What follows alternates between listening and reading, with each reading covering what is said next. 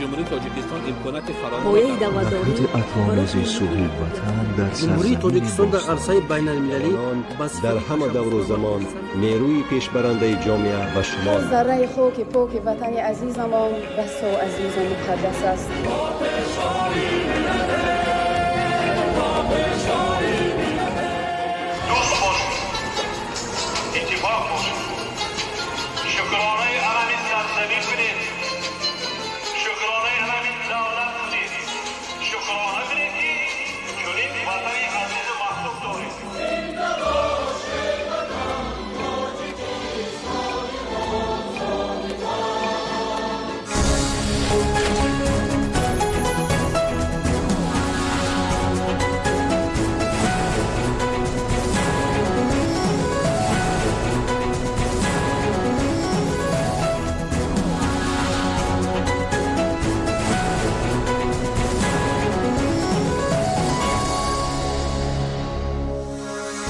ассалому алайкум бинандаҳои азизи гиромӣ. нашри муфассали барномаи иттилоотии ахборон мустақиман аз телевизиони Тоҷикистон оғоз менамоем.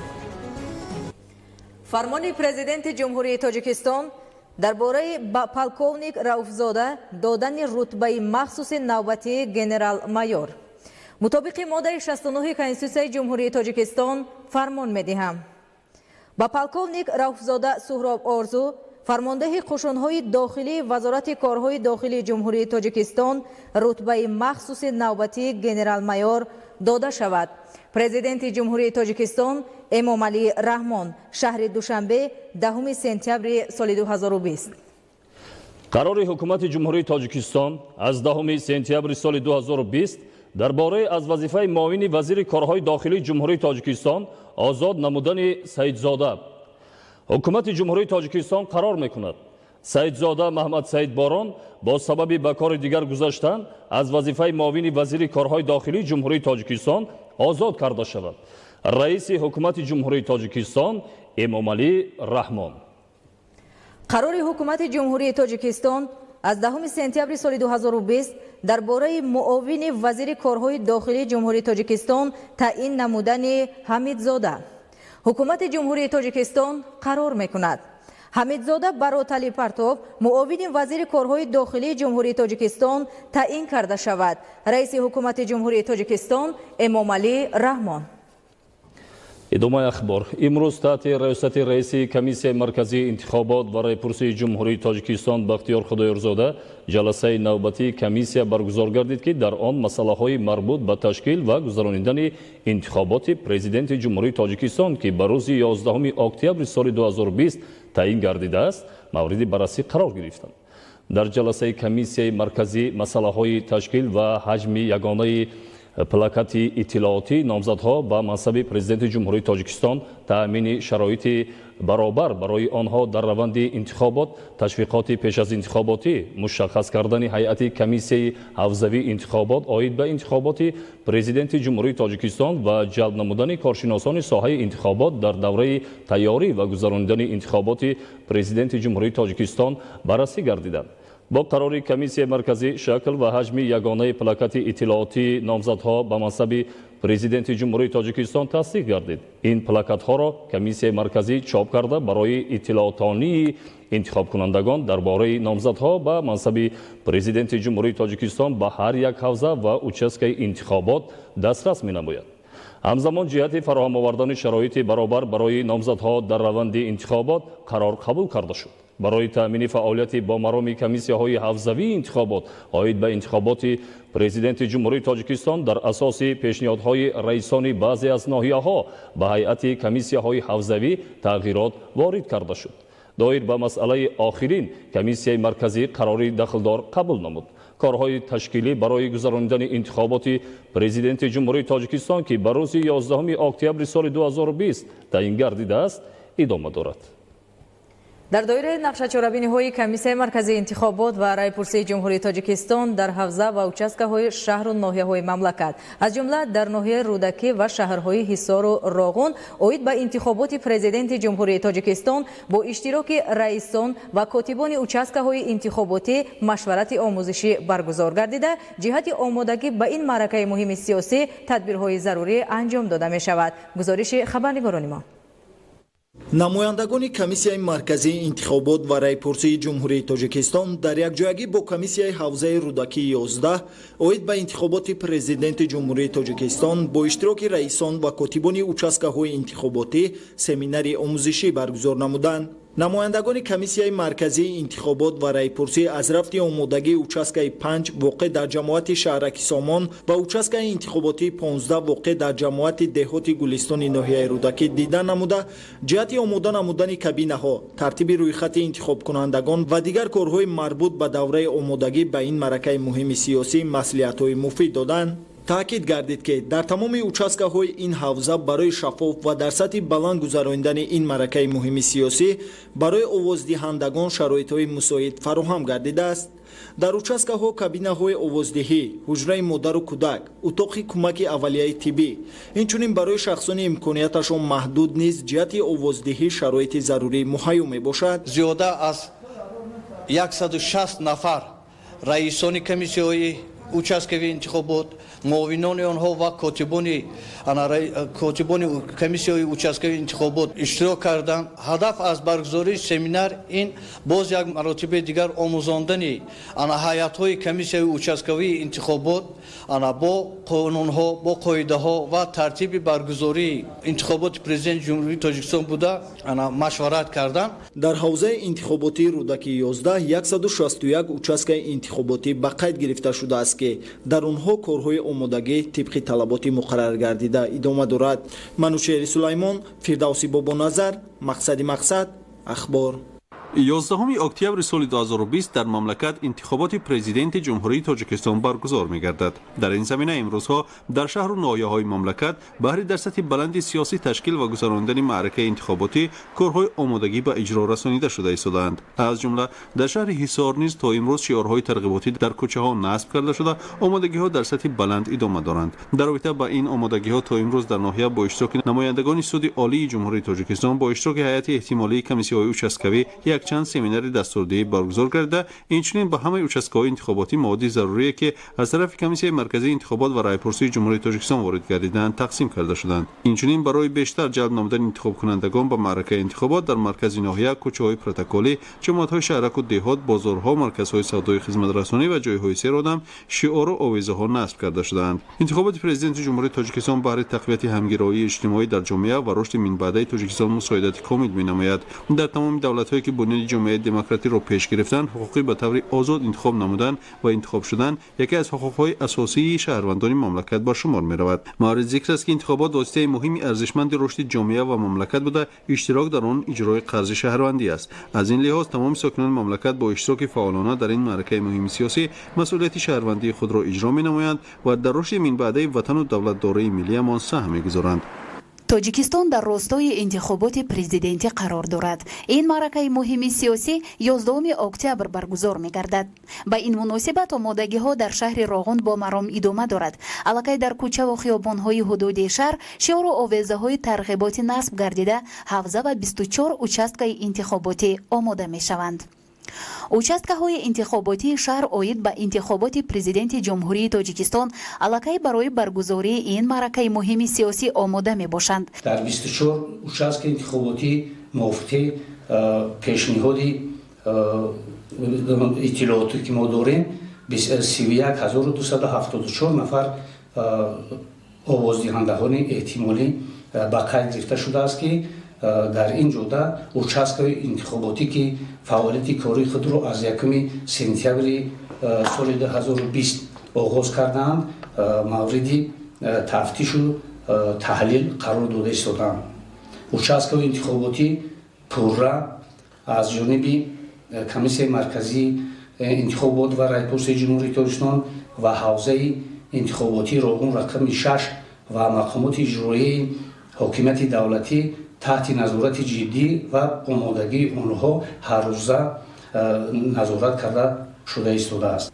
дар шаҳри Роғун барои дар сатҳи зарурӣ ташкил ва баргузор намудани интихобот участкаҳои интихоботӣ бо қонуни конститутсионии ҷумҳурии Тоҷикистон дар бораи интихоботи президенти ҷумҳурии Тоҷикистон нақшаи тақвимии чорабиниҳои асосӣ доир ба тайёр ва гузаронидани интихобот, дастурамали комиссияи ҳавзавӣ, дастурамали комиссияи участкавӣ, дастурамал барои комиссияҳои интихоботӣ ҷиҳати таъмини ҳуқуқҳои шахсони имконияташон маҳдуд, тартиби иштироки воситаҳои ахбори оммаи хориҷӣ ва дохилӣ ва дигар маводи зарурӣ таъмин карда шуданд. 24 участкаи интихоботии шаҳри Роғун бо лавҳа ва гӯшаи иттилоотӣ маводи канцелярӣ таъмин гардида барои хатгирии интихобкунандагон дар ҳоли анҷомёбӣ қарор дорад. дар ҳама участкаҳо кабина, қутиҳои овоздиҳӣ, хонаи модару кӯдак, утоқи тиббӣ ва дигар шароити зарурӣ муҳайё карда мешавад. барӯйхатгирии аҳолӣ ва фонди манзил марҳилаи 2020 аз 1 то 15 октябри соли равон дар ҷумҳурии Тоҷикистон гузаронида мешавад.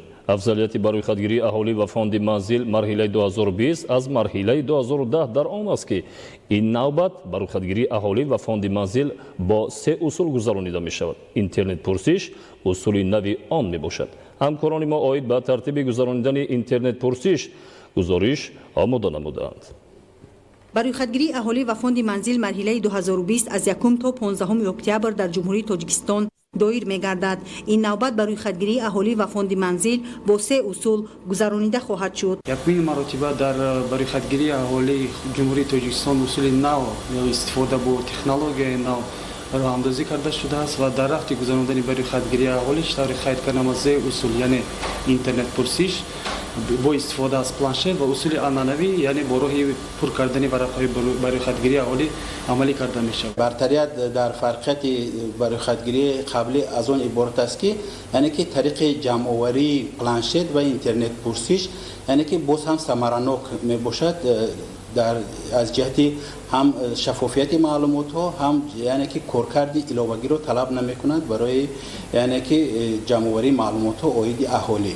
интернетпурсиш дар гузарондани барӯйхатгирии аҳолӣ ва фонди манзил марҳилаи 2020 чунин механизмро доро мебошад. дар вазорату идораҳо, корхонаи ташкилотҳо, кормандони мақомоти омури давлатӣ қаблан корҳои фаҳмондадиҳиро ба масъулони муайяншуда анҷом медиҳанд ва бо доштани дастрасӣ ба интернет ва мавҷуд будани логин ва парол онҳо мустақилона аз барӯйхатгирӣ мегузаранд ё ин ки ба онҳо кормандони мақомоти омури давлатӣ кӯмак мерасонанд. дар маҳаллаҳои шаҳрӣ, ҷойҳои серодам, терминалҳои интернетпурсиш таъсис дода мешавад ва шахсони масъули муайяншуда бо компютер ё планшет барои аз барӯйхатгирӣ гузаштани аҳолӣ саволномаҳоро хонапурӣ мекунанд.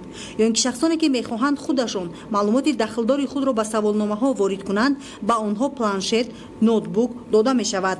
кормандони масъули мақомоти омури давлатӣ танҳо назорати ин амалиётро пеш мебаранд ё кӯмаки аввалия мерасонанд.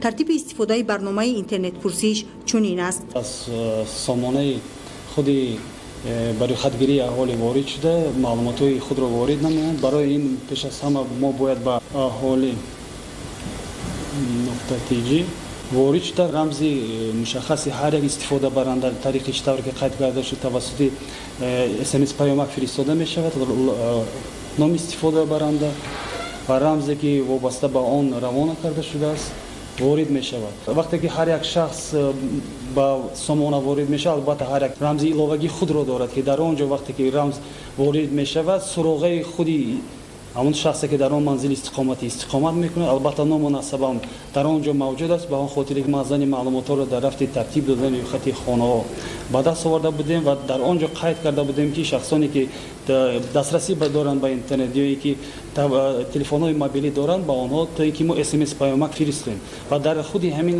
қисмати худи суроғаи муайян мешавад ки шахс дар куҷо истиқомат мекунад ва шахси ки дар он ҷо номнавӣ шудааст дар худи сомона пайдо мешавад ва сипас чӣ тавре ки қайд кардам вобаста ба барнома худи саволҳо дар ин ҷо ҷорӣ карда шудаанд. ҳамроҳкунӣ аъзои хонавода зер карда шумораи нафароне ки дар он ҷо истиқомат мекунанд рӯйнавис мекунад. пас аз гузарондани ба рӯйхатгирии аҳолӣ ва фонди манзил маълумоти пурра ва дақиқ оид ба шумора ва таркиби аҳолӣ ба даст меояд ва ҳар давлат тараққиёти иқтисодию рушд додани маҷмӯи маҳсулоти дохилии худро ба нақша мегирад. зулфия раҳимзода, баҳодири истам, убайдуллои сайвалӣ, ахбор. барномаи ахборро идома медиҳем. дар натиҷаи гузарондани чорабинии оперативии ҷустуҷӯӣ аз ҷониби кормандони кумитаи давлатии амнияти миллии ҷумҳурии Тоҷикистон як амали коррупсионӣ ошкор карда шуд. гузориши ҳамкорони мо. ҷиҳати баландбардоштани савияи дониши ҷавонон ва сатҳу сифати таълиму тарбия дар муассисаҳои таълимӣ ҳамасола аз тарафи ҳукумати ҷумҳурии Тоҷикистон чораҳои судманд андешида мешаванд. ин аст ки бо ибтикори роҳбарияти олии мамлакат шомилшавии ҷавонон ба муассисаҳои олии кишвар шуруъ аз соли 2014 тариқи маркази миллии тестии назди президенти ҷумҳурии Тоҷикистон роҳандозӣ карда шуд. аз ин иқдом ҷавонони босаводу лаёқатманд рӯҳбаланд гардида шаффофияти дохилшавӣ ба муассисаҳои олии мамлакат воқеан ҳам таъмин гардид. аммо мутаассифона ҳанӯз дар ҷомеаи имрӯза ҳастанд нафароне ки ин ҳама ғамхориҳои давлату ҳукуматро нодида гирифта бо сӯистифода аз мансабу мақоми худ даст ба фасодкорӣ мезананд. 4 сентябри соли 2020 дар натиҷаи гузарондани чорабиниҳои оперативии ҷустуҷӯӣ аз тарафи кормандони кумитаи давлатии амнияти миллии ҷумҳурии Тоҷикистон Шаҳрванд Каримзода Тоҳир Худойназар соли таваллудаш 1973 зода ва истиқоматкунандаи ноҳияи рӯдакӣ, маълумоташ олӣ, оиладор, соҳиби 4 фарзанд, сармутахассиси шуъбаи кор бо муассисаҳои таҳсилоти миёна ва олии касбии маркази миллии тестӣ дар асоси аризаи Шаҳрванд Рабӣ ва Садбарг ҳангоми гирифтани пора ба маблағи ҳаҷма калон боздошт гардид. зимни пурсиш вобаста ба ҳолати кор Каримзода Тоҳир Худойназар иқрор гардид ки охирҳои моҳи августи соли 2019 Шаҳрванд Рабӣ ва Гулбарг ва хоҳараш Гулбаҳор барои дохил намудани хоҳарзодаашон ба Донишгоҳи миллии Тоҷикистон ба ӯ муроҷиат намуда кӯмак хостанд. Каримзода Тоҳир бо роҳи қаллобӣ аз номбурдагон маблағи $6,000 амрикоиро баробар ба 60,000 сомонӣ талаб намуда ваъда додааст ки барояшон ёрӣ медиҳад.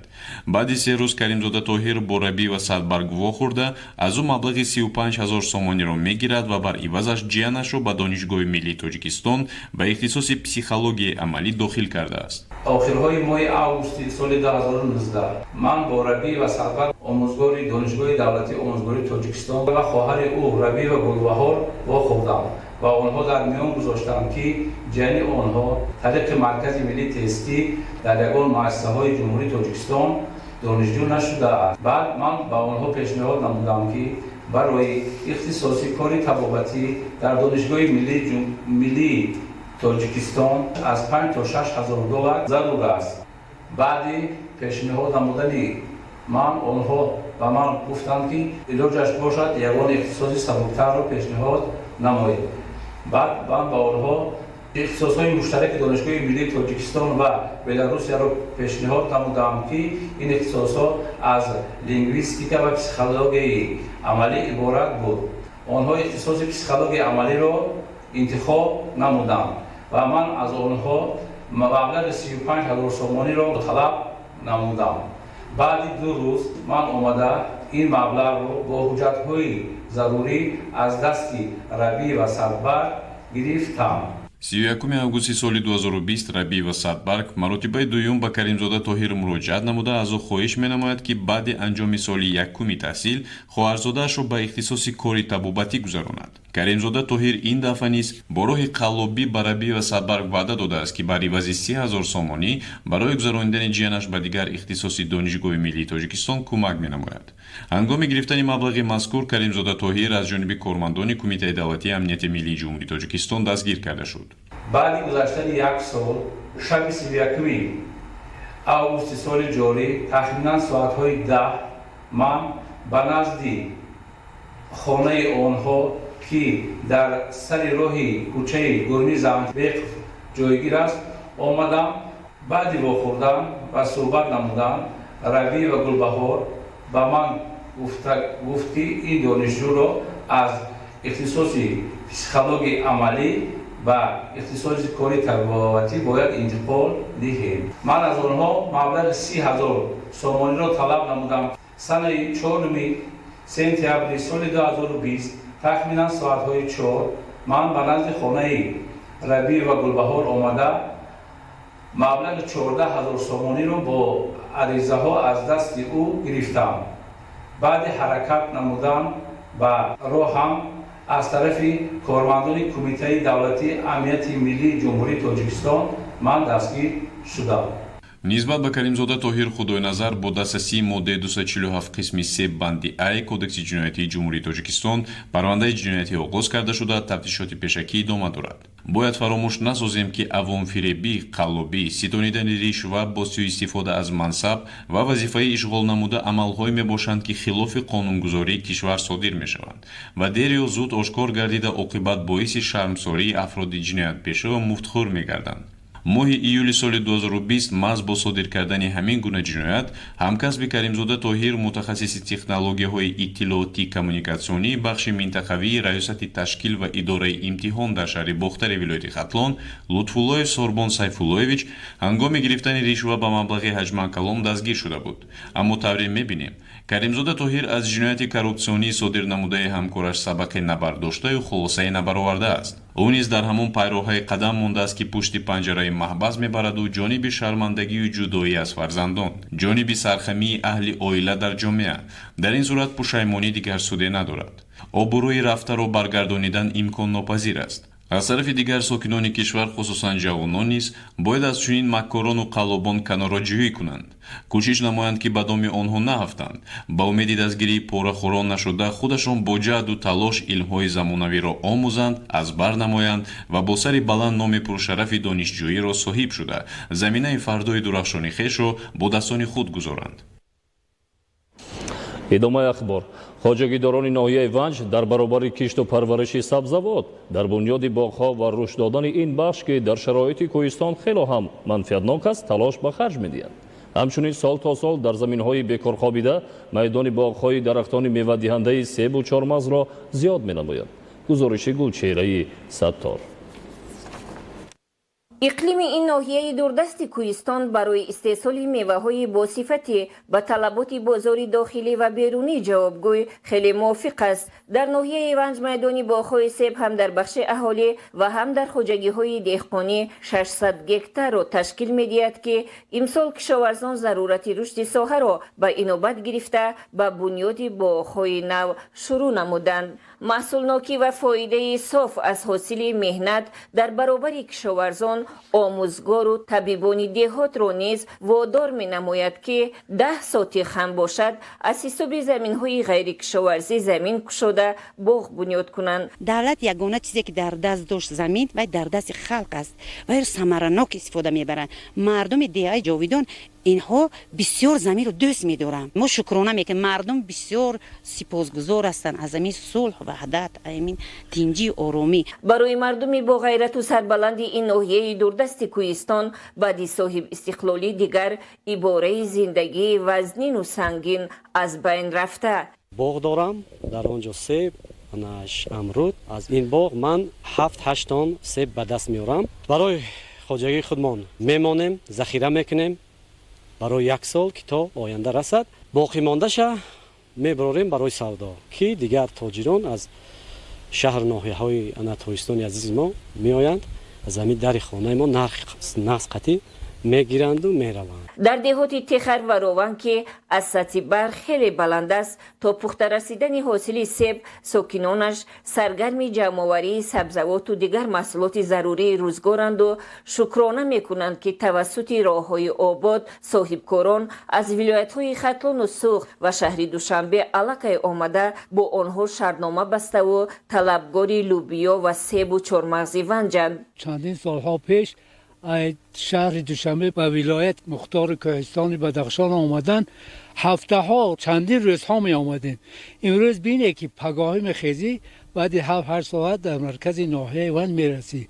همین تشبس حکومت بود و دولت که راه ها آباد گشتند و به توفیل راه های آباد تاجران از ولایت های سوخت و ختلان و دیگر ناحیه ها به ناحیه ونج و خارق و روشان و دیگر جاهای ولایت آمده میوه را اینجا میبرن. کوشش میکنن که در ناحیه ونج و در دیگر ناحیه ها کارخانه های بسازن که تا که من هم میوه ها اینا را با کار کرده براین. میدان عمومی باغ‌ها در ناحیه 1013 گکتار را در بر میگیرد که از آن 742 گکتارش باغ‌های حاصل دهنده‌اند. سیب این ناحیه کوهستان طعم و لذت خاص دارد، زیرا هوای تازه و فارم، آب و زمینی که از ماده‌های معدنی و دیگر غذای مساعد بایست از ریشه به شاخه درخت و میوه آن شیره دوانده ثمر و صفت سیب را تامین می نماید که برای نگهداری، ذخیره و صادرات خیلی موفق است.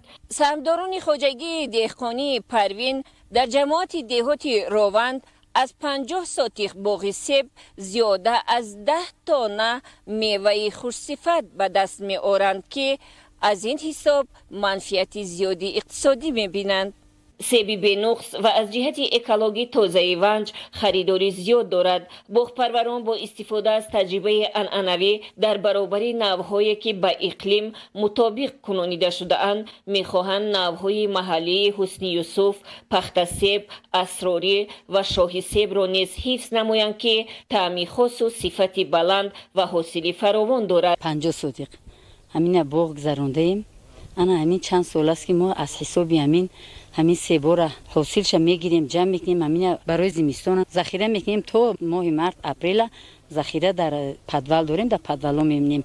اینش برای فروش یا که همین خریدارا آمده از همین جا میخرن یا که با بعد شنبه برده در آنجا میفروشیم. با قبل خواجگی داران امسال محصول ناکی باغ‌ها خیلی بلند است که آنها میتوانند از 1 گکتار باغ جوان که تمام چاره‌بینی‌های اگرتکنیکی در وقتش گذرانده شده است از 35 تا 40 تن حاصل به دست دارند. در این باغی که ما بنیاد کردم قریب 15 نمودی میوه‌های شهدباری ونج زمین رویاندم و هر ساله از حساب درآمد که یک قسم برای فایده خودی خواجگی و قسم دیگر علاقه برای دیگر جهت ها را تامین نمودن خواجگی با سودا یا به بازار میبریم. زمین های غیر کشاورزی را ما میتوانیم با زمین های کشاورزی برگردانیم. همچون باغ 33 گکتار همین خیلی باغ های نو داریم در خواجگی دهقانی.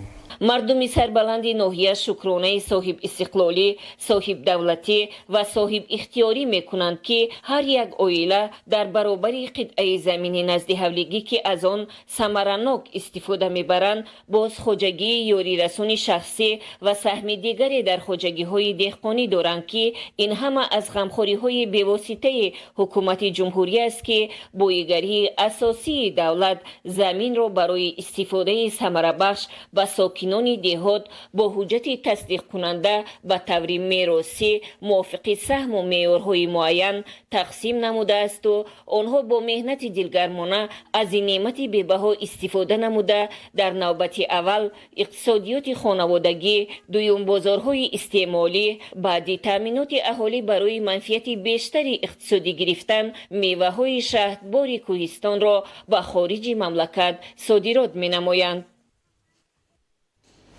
در ناحیه فرخار روزهای استراحتی کارمندان تمام تشکیلات و مؤسسه ها برای بی‌تلف جمع‌آوری نمودن حاصل پخته به حشر برآمده نشانداد جمع‌آوری پخته را در یک روز بیش از 30 تن زیاد نمودند. ادامه موضوع در گزارش سیدجعفر محمدعلی و خورشید نادرخان.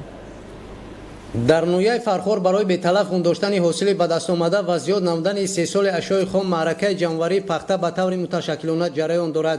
با مقصد دستگیری اهل زحمت در تامین اجرای دورنمای 3 سال پخته با ابتکار مقامات اجرایی حکومت دولتی در 9 جماعت دهات نویه روز استراحتی کارمندان تشکیلات و مؤسسه به حشر برآمده نشانداد جمع‌آوری پخته را در نویه از 340 تن روزهای پیشین به 377 تن یعنی 37 تن زیاد نمودند. در این تدبیر در قطار دیگر تشکیلات مؤسسه با تشبث رهبریت بخش ثبت اسناد دولت شهروندی وزارت عدلیه جمهوری تاجیکستان 15 نفر کارمندان بخش ثبت اسناد دولت شهروندی 10 نفر کارمندان مرکز خدمت رسانی اجتماعی در خواجگی دهقانی سلیمان این جماعت دهاتی در قد نویه به حشر برآمده نزدیک 1 تن پخته جمع‌آوری نمودند که از این حساب روزهای نزدیک دورنمای 3 سال پخته در خواجگی مذکور پورا تامین می‌گردد. مسئولین بخش ثبت اسناد دولت شهروندی وزارت عدلیه جمهوری تاجیکستان در نویه فرخار اقدام گرفتند که منبع نیز روزهای استراحتی با کمک اهل زحمت برآمده در معرکه جمع‌آوری پخته که اون یک منبع اساسی درآمد اقتصادی نوعی از فعالانه اشتراک نمایند. در نوعی فرخور امسال دورنمای 3 سال پخته 21000 تن را تشکیل می‌دهد که تا امروز با کارخانه‌های قبول و کارکرد پخته نوعی 5871 تن پخته وارد گردیده است. در حشر جمع‌آوری پخته کارمندان دستگاه مقامات اجرایی حکومت دولتی نوعی نیز در جماعت دهات فرخور به طور دست جمعانه اشتراک نمودند. امروز در 9 عدد جماعت‌های دهات که به واسطه به پخته‌کاری مشغولند طریق حشر جمع‌آوری پخته رفته ایستاده است. در روز استراحتی 59 عدد تشکیلات مؤسسه‌های ناحیوی به حشر برآمده برای بی‌طرف جمع‌آوری نمودن حاصل دسترنج دهقان سهم خود را گذاشته ایستادند. در خواجگی دهقانی امینجان جماعت دهات فرخور در دایره این چورابینی در این روز بیش از 3 تن پخته جمع‌آوری کرده شد. امروز در خواجگی ما حشرچیان که آمدن با اشتراک حشرچیان و کارخانچیان خدمات زیاده از 3 تن پخته جمع‌آوری کردیم. در خواجگی تخم پروری محمد اس جماعت دهات گلشن نویا اسباب رعایت تدبیرهای آگروتکنیکی و تامین نشونمای خوبی پخته اهل زحمت دورنمای 3 ساله در چینش اول پورا تامین نمودند. خواجگی دهقانی تخم پروری محمد اس یکی از اولین هاش در بین تمام خواجگی‌های نویا از اجرای دورنمای 3 سال پخته برآمد. تا امروز زیاده از 21 سنیر حاصل در چینکی اگم به دست آورده شد. حاصل حالا هم هست و خواجگی امکانیتی وسیع دارد که دورنما را 2 برابر دیگر زیاد استحصال کند. در نویا برای بی‌تلف گذاشتن حاصل پخته کشاورزان از باد و هوای مساعد ثمرناک استفاده برده نشانداد جمع‌آوری پخته را روز از روز زیاد می‌نمایند. در جماعت دهات گلشن اهل زحمت کاپیراتیو 3 ساله کار اقدام گرفتند که حاصل امسال را توسط ماشین پخته‌چینی جمع‌آوری کرده دورنمای 3 ساله در یک روز پورا تامین نمایند. дар шаҳру ноҳияҳои вилояти суғд ҳаҷми истеҳсоли маҳсулоти кишоварзӣ афзун карда мешавад. дар ҳамаи марҳилаҳои корҳои кишоварзӣ шуруъ аз коркарди замину кишт то ҷамъоварии ҳосили истифодаи техникаву таҷҳизоти муосир аз омилҳои пешрафти соҳа маҳсуб меёбад. гузориши рафзали раҳмон ва дилшод юсуфӣ. баҳри афзун намудани ҳаҷми истеҳсоли маҳсулоти кишоварзӣ, баланд бардоштани самараyu ҳосилнокии замин, гирифтани манфиати иқтисодӣ дар баробари истифодаи оқилонаю пурсамари обу замин, тухмиҳои серҳосил ва дигар омил, ҷорӣ намудану истифодаи техникаю таҷҳизоти муосиру пешрафта аз омилҳои муҳиму асосӣ мебошанд. усули лизинги иҷораи молиявӣ бо дар назардошти вазъи молиявии иқтисодии хоҷагиҳои кишоварзӣ ва аҳолӣ аз роҳҳои имтиёзноки таъмин бо техникаю таҷҳизоти кишоварзӣ мебошад. бо ин мақсад маблағҳои мутамарказ равона гардида аз хориҷи кишвар ва аз ҳисоби истеҳсолоти ватанӣ ба хоҷагидонон, соҳибкорон, шахсони алоҳида таҷҳизоту техника пешниҳод карда мешаванд. ба соҳаи кишоварзии вилояти суғд аз ҷониби корхонаи воҳиди давлатии ҷумҳуриявии тоҷик агролизинг тракторҳо, мини тракторҳо, комбайнҳо ва номгӯю намудҳои зиёди олоту таҷҳизот аз ҷумлаи техникаю таҷҳизоти нарму ҳамвор кардани замин, хату ҷоякашӣ, кишткунанда, коркард, испорҳои тракторӣ, тухми пошак, дорупошак, нури пошаки тракторӣ, култиваторҳои тракторӣ, таҷҳизоти кишту ҳосилгундорӣ, картошкашинонию картошкаканӣ, алафдаравӣ, тойбандӣ таъмин карда мешаванд. дар соҳаи кишоварзии шаҳру ноҳияҳои вилояти суғд беш аз 13000 адад техника, олот ва таҷҳизот мавҷуд буда давра ба давра бо усули лизинги нав карда мешаванд. хусусан техникаи наве ки аз ҳисоби тоҷу агролизинг ки имрӯз ба таври иҷораи молиявӣ ва лизинги додушта истодааст, мо дар ҷояш дидем ки ҳамин бисёр ҳам манфиат дорад. дар 5 соли охир дар 13 шаҳру ноҳияҳо марказҳои агролизинги кушода шуд ва бо истифода аз ин бисёр хоҷагиҳо мошини олотҳо, техникаи ғалладаро, техникаи пахтачин, картошкашинонак, техникаи картошканак хусусан дар ноҳияҳои наздикоии кӯҳӣ мара кӯҳистони маҳчов, панҷикен, шаҳристон, айни истароушини девашиш харидорӣ карданд ва онҳо тавонистанд ки дар муҳлатҳои хуби оптималӣ ҳам кишт кунанд, ҳосили картошкаро саривақт ҷамъоварӣ намоянд. бо дастгирии ҳукумати ҷумҳурии тоҷикистон, вазорати кишоварзии ҷумҳурӣ, корхонаи воҳиди давлатии ҷумҳуриявии тоҷик агролизинг дар иҷораи молиявӣ муҳлатҳо ва фоизҳои пасти имтиёзнок ҷорӣ намудааст, ки барои ба миқдори зиёд нав кардани техникаю таҷҳизот имконият медиҳад. бино ба талаботи соҳа, нишондиҳандаҳои баланди боздеҳи замин, афзун намудани ҳаҷми истеҳсоли ҳама намуди маҳсулоти кишоварзӣ аз ҳолати техникаи олот ва таҷҳизоти кишоварзӣ вобаста аст. техникаи олот ва таҷҳизоте ки бо усули иҷораи молиявӣ таъмин карда шудаанд, сохти наву гуногункора махсус гардонда, камхарҷу сермаҳсуланд. техникаю таҷҳизот дар ҳамаи марҳилаҳои кори кишоварзӣ аз омили асосии самаранокию пешрафти соҳа мебошад. техникаи муосир имрӯз афзалият و برتری خود را نشان داده ایستاده است.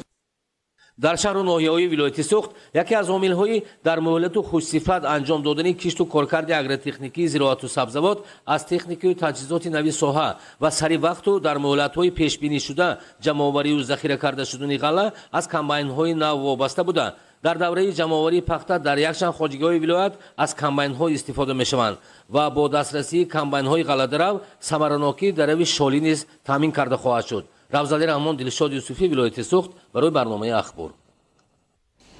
ادامه اخبار. برابر بنیاد گردیدن میدانچه‌های معاصر ورزشی در حدود پایتخت جوانان و ساکنان همکنون می‌توانند بیشتر به ورزش مشغول شوند. همه انشاءات ورزشی که فعلا در محله‌های اهالی‌نشین پایتخت بنیاد شدند دارای شرایط و امکانات معاصر و مطابق به طلبات زمان میباشند. گزارش اهل‌دین نورالله و بهادر قربان دایر به این موضوع. در طول 3 سال اخیر بنیاد میدانچه‌های ورزشی در شهر دوشنبه به سابقه بوده.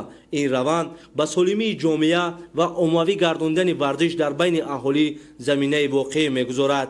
در نتیجه دستگیری و تلاش‌های پیگیرانه مقامات اجرایی حکومت دولتی شهر دوشنبه پایتخت مملکت آباد و زیبا گردیده سیمای کاملا نو را به خود گرفته است. بنیاد انشاءات زیاد تعیینات اقتصادی و اجتماعی و فرهنگی و ورزشی، بناهای بلندآشانه استقامتی با طرح و نمودهای زیبا که دوام چند سال اخیر بنیاد گردیدند باعث باز هم تکمیل یافتن اینفراساختور شهر گردیدند. پایتخت تاجیکستان صاحب استقلال شهر دوشنبه بارها به مکان برگزاری چهاربینی‌های سطح بلند بین‌المللی علمی، فرهنگی و سیاسی تبدیل یافته. در این زمینه شهر دوشنبه همچون سیمای تاجیکستان به جهانیان معرفی گردید. اقدام‌های سازنده رهبریت شهر دوشنبه در ساحه ورزش، فراغت و استراحت ساکنان سالهای اخیر به سابقه ارزیابی می‌گردد. از اول سال تا امروز در حدود 4 ناحیه پایتخت عین حال روند بنیادکاری در انشاءات‌های ورزشی با سرعت و با صفت بلند ادامه دارد. با بنیاد گردیدن میدانچه‌های معاصر ورزشی در حدود پایتخت جوانان و ساکنان همکنون می‌توانند به ورزش مشغول گردند. همه انشاءات ورزشی که فعلا در محله‌های اهالی‌نشین پایتخت بنیاد شدند دارای شرایط و امکانات‌های معاصر و مطابق به طلبات زمان میباشند. انشاءات ورزشی امکان فراهم می‌سازد که جوانان و نسل نورس در برابر فراغت همچنین در این میدانچه‌های ورزشی مسابقه‌های گوناگون را برگزار نمایند. در مجموع طی 3 سال اخیر با اقدام‌های سازنده رئیس شهر دوشنبه محترم رستم اوملی در پایتخت از جانب مقامات اجرایی حکومت دولتی، وزارت و اداره‌های جمهوریوی و صاحبکاران و تشبثکاران بیش از 250 میدانچه ورزشی و بازی کودکانه ساخته به استفاده سپرده شده است. همزمان در پایتخت مملکت با تشبث مقامات اجرایی حکومت دولتی شهر دوشنبه کلانترین ورزشگاه با 30,000 جای نشست بنیاد شده ایستاده است که باز یک تحفه بهترین به جشن 30 سالگی استقلالیت دولتی جمهوری تاجیکستان می‌گردد. تا جشن 30 سالگی استقلالیت دولتی جمهوری تاجیکستان باز زیاده از 70 میدانچه‌های ورزشی، تالار و مجموعه‌ها بنیاد کرده می‌شود. کارگاه دوزندگی، بینای نوی مؤسسه تعلیمی، کتابخانه، بنگاه طبی، میدانچه‌های ورزشی، خط نوی آبی پالیزی و راه‌های بین دهه‌ها از جمله انشاءات بودند که در ناحیه رشت در روز تجلیل از 29 سالگی استقلالیت دولتی جمهوری تاجیکستان مورد استفاده قرار گرفته. عین زمان باشد در ناحیه رشت ساختمان 95 انشاءات دیگر ادامه دارد. بخشیده به جشن استقلال دولتی جمهوری تاجیکستان به نفرانی که در رشد بخش‌های گوناگون خواجگی خلق ناحیه رشت سهم گذاشتند مکافات‌های دولتی سپریده شد.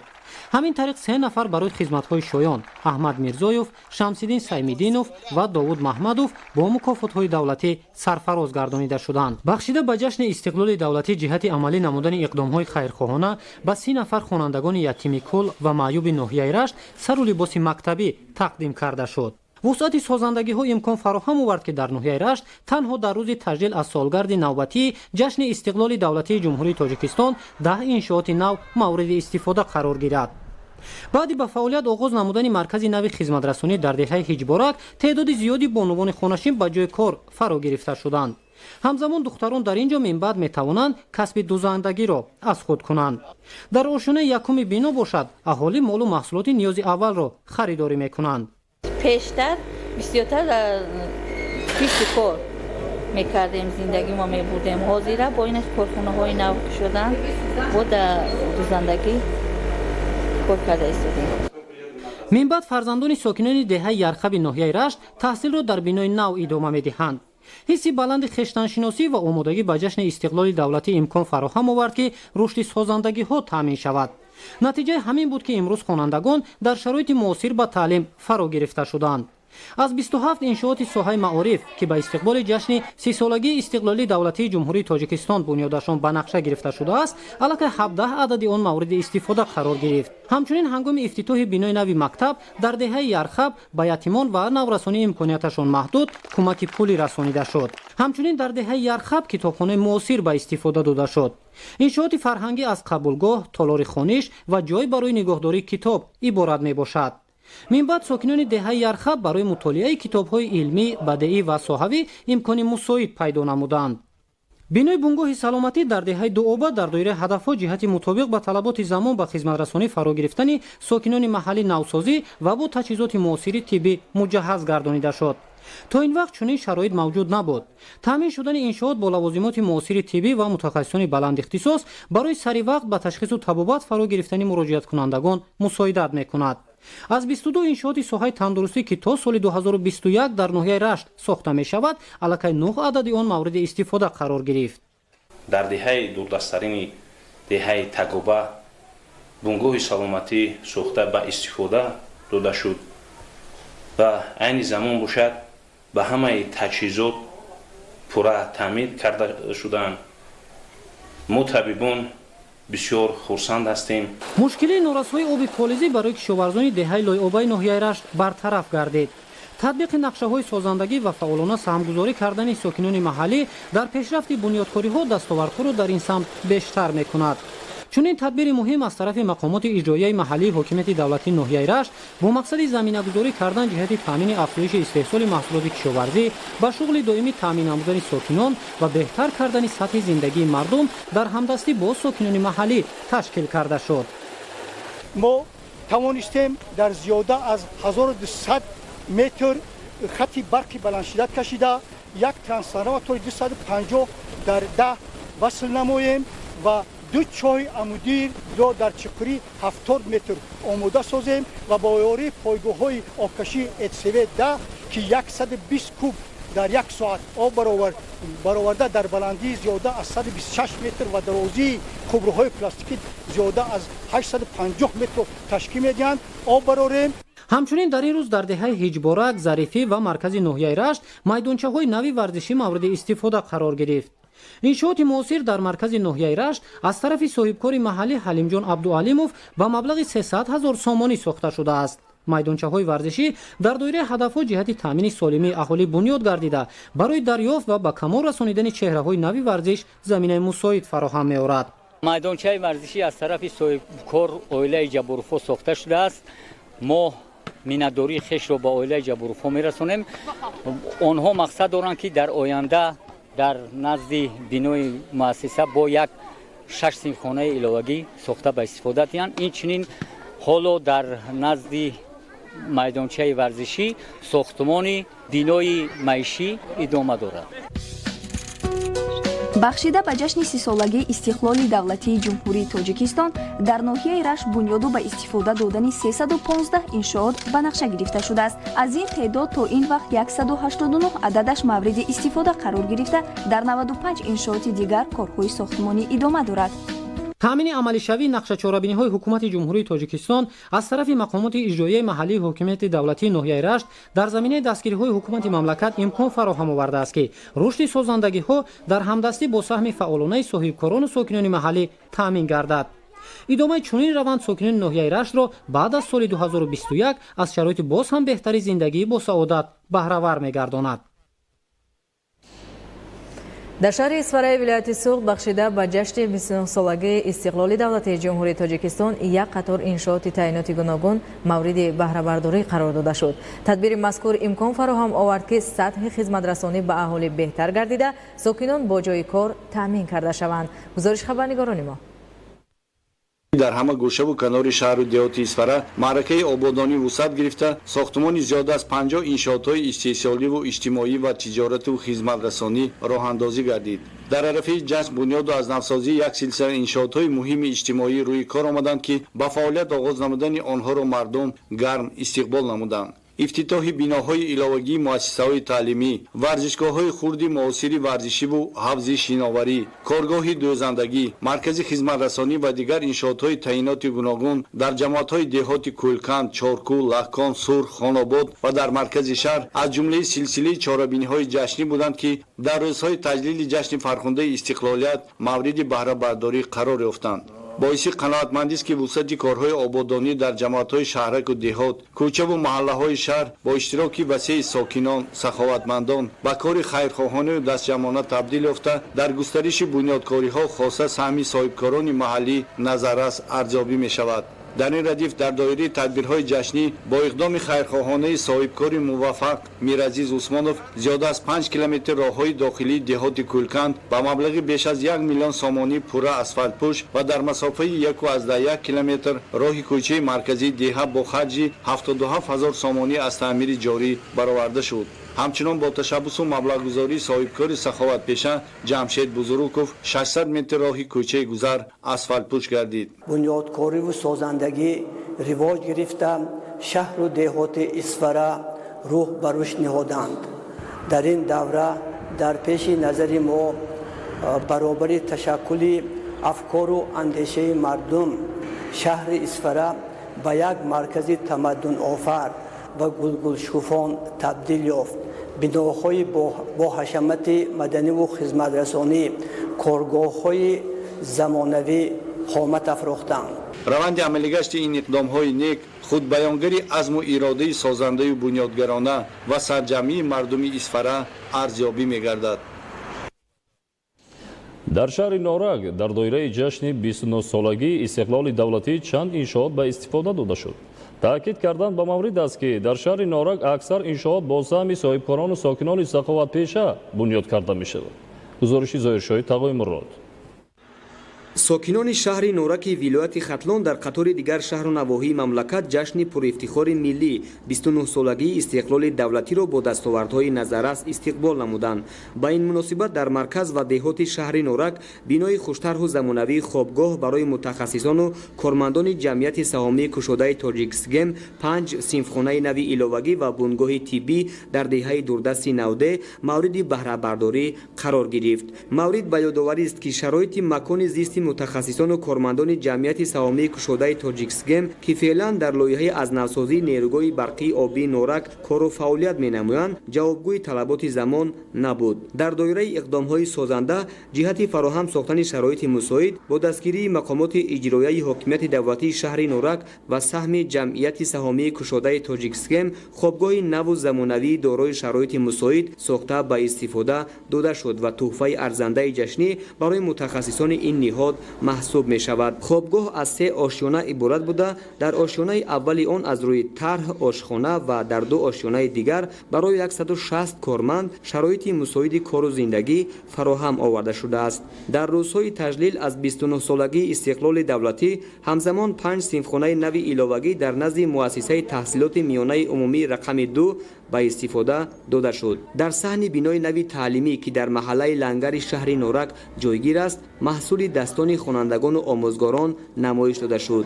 محصلین نمونه زیاد هنرهای مردمی، خوراکهای ملی و دیگر عنعنه‌های خاص این منطقه مملکت را معرفی نمودند. صنفخانه‌های علاوگی در نزد این مؤسسه تعلیمی با دستگیری مقامات اجرایی حاکمیت دولتی شهر و سهم ساکنان بنیاد شده در آنها خوانندگان صنف‌های ابتدایی به تحصیل فرا گرفته شده‌اند. در بینای معاصر تعلیمی همزمان صنفخانه تکنولوژی تأسیس داده شده است که خوانندگان به دوخت نقاب طبی مشغول هستند. در مراسم افتتاح فعالان که در تربیت نسل آینده‌ساز دولت و تدبیرهای آبادانی سهم نظررس گذاشتند با افتخارنامه‌ها سرفراز گردیدند. انشاءات دیگری که در دایره تدبیرهای آبادانی و استقبال جشن فرخنده ملی مورد بهره برداری قرار گرفت بنگاه طبی در دهه دوردست شهر نورک دهه 90 می باشد که آن با تمام تجهیزات ضروری مجهز گردانده شده است. маврид ба таъкид аст ки то имрӯз аз 193 иншооти ҷашнӣ 107 адади он ба истифода дода шуда, корҳои сохтмонӣ дар 86 иншоот аз ҷумла терминали мусофирбарӣ, бинои маъмурии муассисаи давлатии обҳои нӯшокӣ ва корезии шаҳри норак ва дигар иншооти таъйиноти гуногун идома дошта, дар муҳлатҳои муайяншуда мавриди баҳрабардорӣ қарор дода мешаванд. зоиршоҳи тағоимрод Баҳодири Қурбон, шаҳри Норак, Ахбор. дар ноҳияи ҷайҳун ба истиқболи ҷашни 30-солагии истиқлоли давлатии ҷумҳурии Тоҷикистон бунёди қариб 300 иншоот ба нақша гирифта шуда, аллакай 50% онҳо мавриди баҳрабардорӣ қарор гирифтанд. аз рафти тадбирҳои ободонӣ дар ноҳияи ҷайҳун ҳамкорамон Абдурозиқи Азиз гузориш медиҳад. маҷмӯаи хизматрасонии маишии иҷтимоӣ дар деҳоти хумсангири ноҳияи ҷайҳун аз ҳисоби соҳибкорони ватанӣ бунёд карда шуд. нуқтаи таъмиру шустушӯи мошинҳо, коргоҳи дузандагӣ, мағозаи хӯрокворӣ ва дигар марказҳои ширкати мобилӣ дар шоҳроҳи ҷайҳун 5 поён ҷойгир буда, соҳибкорон дар доираи нақшачорабиниҳои ободонӣ ба ифтихори 30-солагии истиқлолияти давлатии ҷумҳурии Тоҷикистон бунёд ва мавриди баҳрабардорӣ қарор доданд. дар ин маркази маишии иҷтимоӣ 12 нафар сокинони ҷамоати деҳоти хумсангир бо ҷойи кори доимӣ таъмин гардиданд. мо дар оянда ният дорем ки 3 та майдончаи варзишӣ як коррафтаи сад ва рӯзҳои наздик инро сохта ба истифода диҳем. имрӯз ҳамчунин дар деҳоти истиқлоли ноҳияи ҷайҳун майдончаи варзишӣ ва маркази дилхушӣ барои кӯдакону наврасон ба истифода супурда шуд. майдончаи варзишӣ бо саҳми шахсони ватандоси ноҳияи ҷайҳун қомат афрохта, акнун бо бунёди чунин як иншооти соҳа дар рушди тарбияи ҷисмонӣ ба варзиши деҳоти истиқлоли ноҳияи ҷайҳун заминаи хуб фароҳам хоҳад омад. аз 19 та иншоотҳои ҷашнӣ, 2 майдончаи варзишӣ, 2 бунгоҳи тиббӣ, 1 сардхона, 10 та синфхонаи иловагӣ, 4 та мағозаи молҳои ниёзии мардум ва дигар иншоотҳои хизматрасонӣ сохта ба истифода то имрӯза дода шуд. айни ҳол дар ҳудуди ҷамоат дигар иншоотҳое ки тибқи нақша чорабиниҳо ба қайд гирифта шудааст, то ҷашни 30-солагии истиқлолияти давлатии ҷумҳурии Тоҷикистон тамоми иншоотҳои мазкурро сохта ба истифода медиҳем. ба ҳамин монанд дар ҷамоати деҳоти истиқлол толори болопӯшидаи варзишӣ дари худро барои дӯстдорони соҳаи варзиш боз намуд. рустам қирғизбеков, соҳибкори ноҳияи ҷайҳун ки дар ҷумҳурии Қазоқистон кору зиндагӣ мекунад, бунёди чунин як варзишгоҳи замонавиро бар ӯҳда гирифта буд ва акнун ба ифтихори санаҳои бузургу таърихӣ онро ҳамчун армуғони идона пешкаши сокинон гардонид. бисёр шодем ки дар ободонӣ, зебогардонии кишвари худ заррае бошад саҳмгузор ҳастем ва дар оянда мо ният дорем ки бо як бунгоҳи тиббӣ ва толори варзишӣ сохта то истиқлолияти оянда ба поён расонем. сокинони деҳаи бахши ҷамоати деҳоти истиқлоли ноҳияи ҷайҳун дар доираи солҳои рушди деҳот, сайёҳӣ ва ҳунарҳои мардумӣ масъулияти хуби ободкорӣ нишон дода дар оянда низ ният доранд ки дар роҳи обод кардани ватан ҳиссаи арзанда гузоранд. дар маркази русто ифтитоҳ намудани маҷмӯаи хизматрасонӣ қабл аз ҳама ба фоидаи мардум аст. соҳибкори деҳоти мазкур Нусратло Ҷамолов якбора якчанд маркази хизматрасонӣ аз ҷумла дорухона, мағозаи фурӯши қисмҳои эҳтиётӣ, мағозаи хӯрокворӣ, нуриҳои минералӣ, нуқтаи шустушӯи мошинҳо ва сартарошхонаро бунёд карда дар таъсиси ҷойҳои нави кор мусоидати фаъол намуданд. дар ин иншооти мо дорухона, сартарошхона, нуқтаҳои фурӯши ниёзҳои мардум, ин чизҳоро мо истифода кардем барои хидматрасони мардум. ҳамагӣ 10 нафар соҳиби ҷои кори доимӣ шудагӣ. оянда ният дорем ки саҳми худро дар ободонии ҳамин деҳаи хидмат гузорем. оилаи қирғизбековҳо дар ободонии сатҳи деҳаи худ масъулияти бештар зоҳир карда боз ба ҳамин монанд дӯконҳои хизматрасониро сохта ба истифода доданд. Сайдаҳмад Қирғизбеков дар дохили рӯсто барои сокинон дӯкони гӯштфурӯшӣ, дорухона, мағоза ва сартарошхона сохтанд. тавре изҳор доштанд боз дар шафати ҳамин иншоот ният доранд ки бунгоҳи тиббиро сохта дар ҳифзи солимии ҷомеа ҳиссагузорӣ намоянд. дар оянда барои ҷашни 30-солагиро истиқбол гирифтан дар боғи марказӣ корҳои сохтмонӣ идома дорад. парчам нишони давлатии ноҳия корҳои сохтмониш идома дорад ки дар оянда дар ҷашни 30-солагии истиқлолияти давлатии ҷумҳурии Тоҷикистон ба истифода дода мешаванд. тамошобинони азизу арҷуманд, ин буд барномаи иттилоотии ахбор. хайр, саломат бошед.